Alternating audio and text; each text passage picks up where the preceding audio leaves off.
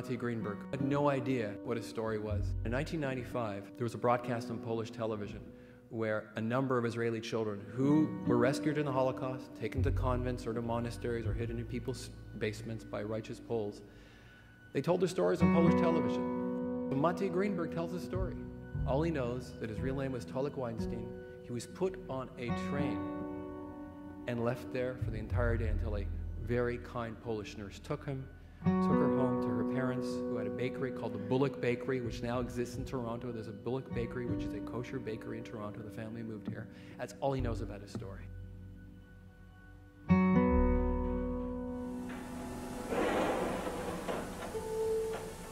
Główkę wysadzał i tak.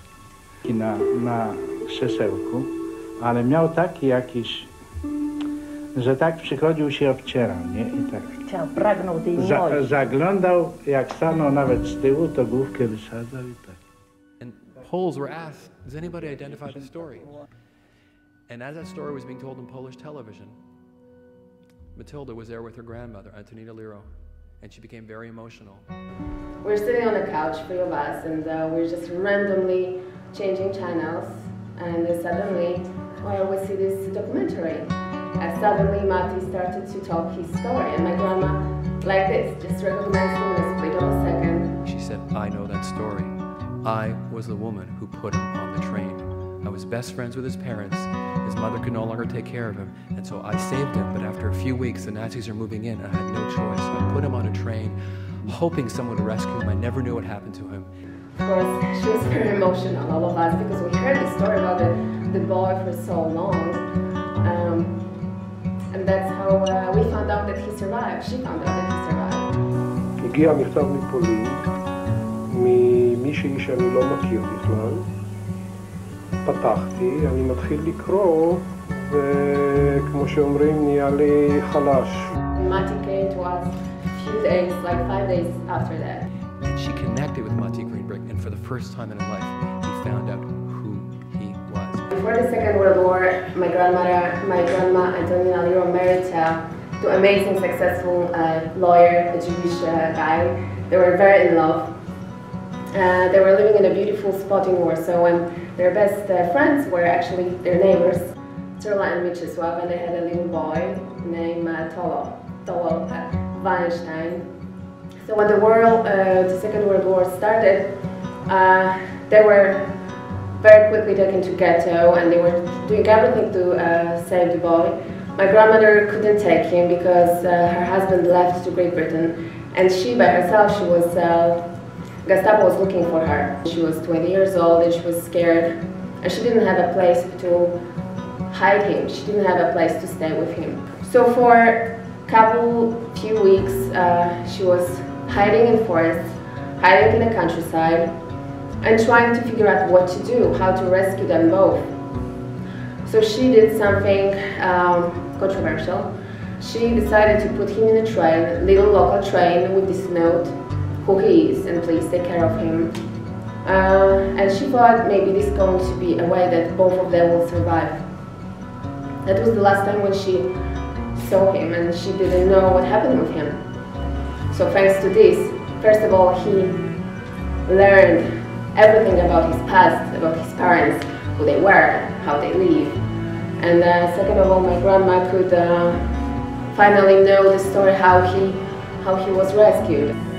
אני לא יודע, אבל אחרי המקרה הזה ואחרי ההופעה של לינה, אז אולי באמת צריך להבין בניסים.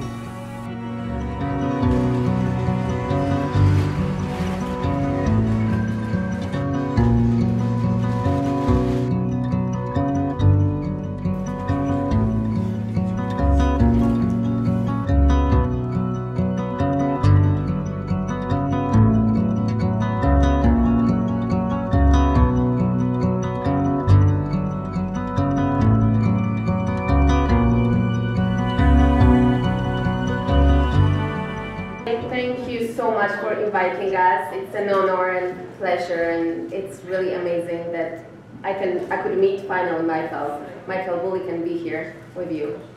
I saw this documentary about 20 years ago. I was a little girl, and I didn't know much by then about people who survived Holocaust, people with no identities. Just a sequence of events that are so extraordinary that you can't imagine how they happen. And everything, even us being here, it's just a small part of the whole big picture. So what do you think was it about your families, the qualities, the human qualities that they had, that would have inspired them to do what they did, which was incredibly risky?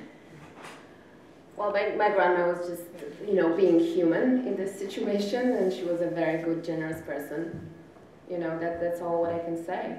Yeah. Just being human. All of us, we think we would do the same. But in reality, when it comes down to it, my grandfather, the only story I remember is when he talked about, the army, the German army coming to his next door neighbor and in front of his eyes shooting the whole family because they're doing the same thing. And there he is, faced with that, same quandary. If, he has 4 kids, there's seven people in the house risking their lives for one little boy. Right. And it was much easier to say, okay, there he is. This story changed definitely many lives, also my life. I'm a great, great fan of Israel, and it's my second home, so that's it. Thank you very much. This is presented to Matylda Liro. Yes. Read it. Yeah, granddaughter of Anita Liro, righteous among the nations. Thank you so much. Honor.